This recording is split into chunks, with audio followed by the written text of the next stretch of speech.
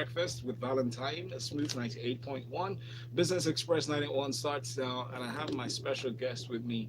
Her name is Janet. Janet is from ARM. Good morning, Janet. Good morning, Valentine. Hi, how are you? Very well, thank How you. did you spend your weekend? Had a good time? Relaxed. Just there. Yeah. That's good. That's what weekends are for. In the meantime, enjoy this conversation, business, for the next 20 minutes. Sounds good. Send messages to WhatsApp 0809 444 That's 0809 444 on Twitter. We're at Smooth981 FM. Use that hashtag Business Express 91, and we're streaming live on YouTube. Janet, let's start with the gross domestic product (GDP) figures for the third quarter of 2019. How do you see that the Nigerian economy performed? How do you think Nigerians be optimistic about the performance so far, or be depressed, or have any feelings at all? Well, yeah, I mean, we actually saw, I mean, like you mentioned, the GDP came through for Q3 2019. It printed at 2.28%. Compared to what we actually expected, that was like 8 pips higher than what we came through. We were expecting about 2.2%, so effectively about 2.3. Mm. That was the highest we had seen so far this year. In Q1 2019, we economy grew by about 2%, and then we saw that go down a bit to 2.9. So in Q2, it came through at um, pardon me. In Q1 we saw growth at 2%, and then 2.1% in Q2 2019. And then 2.3 for Q3 2019. And I mean that's year figures. And where we actually saw growth was we saw improvement across both the oil and non-oil sectors. I mean, for the oil, we actually saw oil production print at 2.08 barrels for Q3 2018, and for Q3 2019, which was higher than 1.9 that we had done in similar period last year, Yes. and also higher than what we had done in Q2 as well. In fact, when you look back, it's the highest we've done since Q1 2016, which was which was just before the whole transfocados the force majeure on transfocados that caused majorly the recession that we went into Yes. back in 2016. So it's positive figures on the oil side, but even interestingly on the non-oil aspect as well. So oil grew 6.5%, coming from 7% in the previous quarter, while non-oil grew 1.8% from 1.6%. And basically, and we also really saw that what actually what drove growth mostly came from the non-oil, particularly the agriculture sector, and then we also saw quite some improvement in services as well.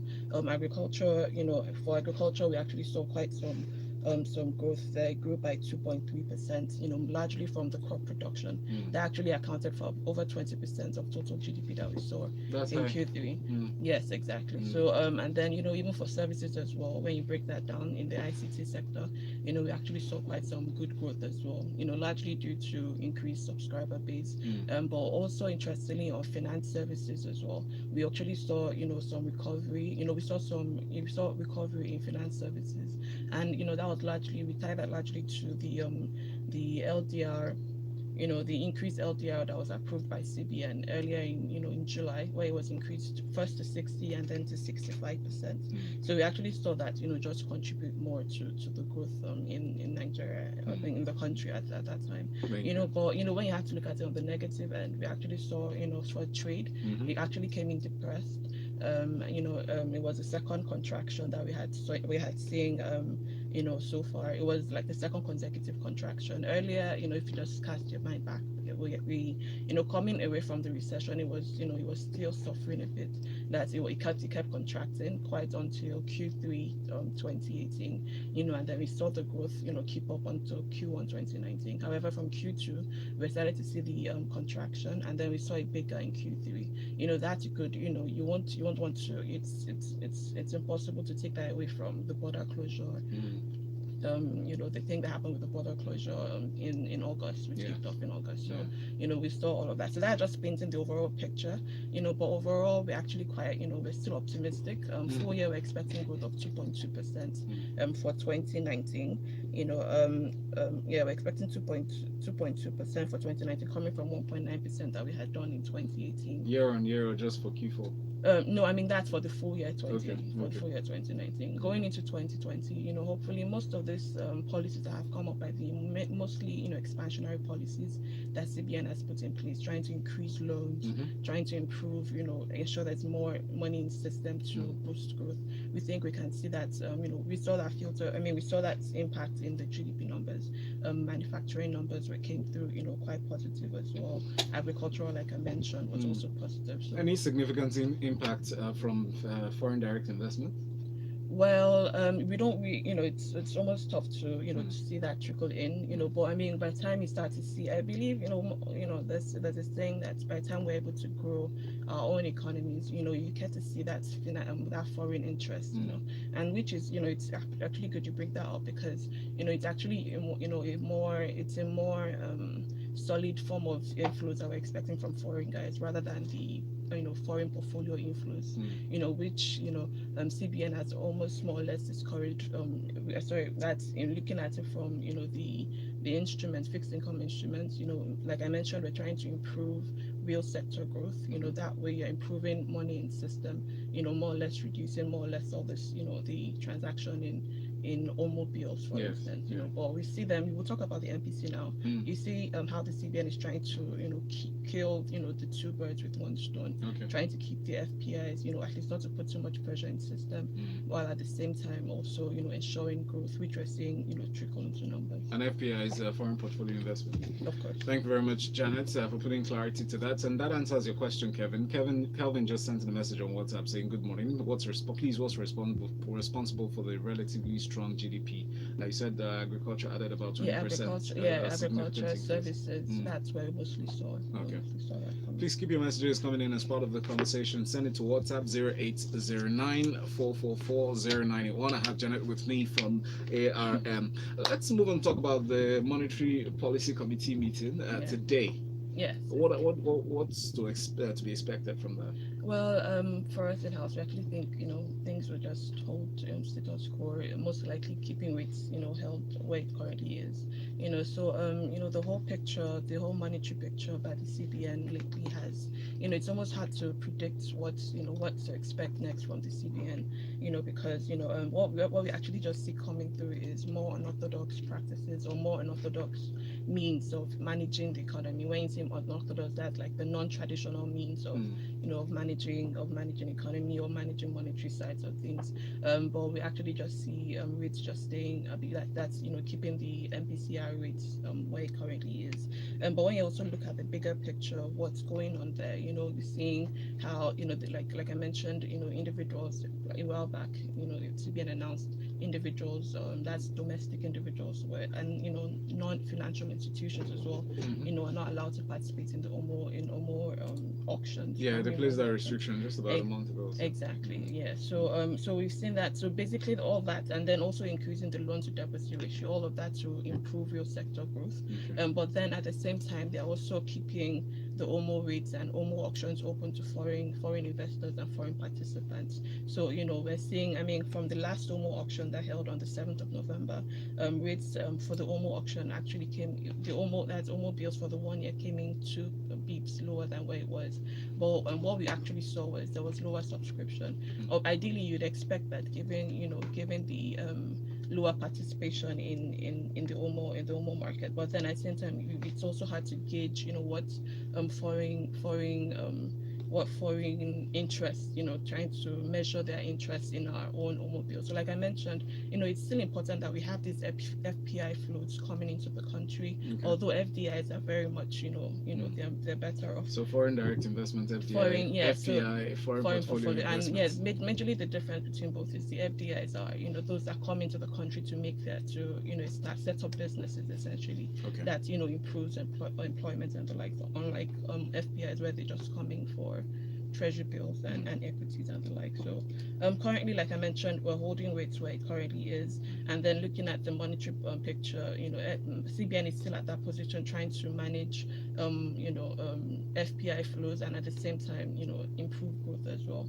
So yeah, that's currently where things stand with monetary policy. Thank you very much, Janet. If you're listening to the show, this is Business Express 91 on Smooth 98.1 FM Lagos. The hashtag is Business Express 91 on Twitter. The number for messages on WhatsApp 0809 444 981.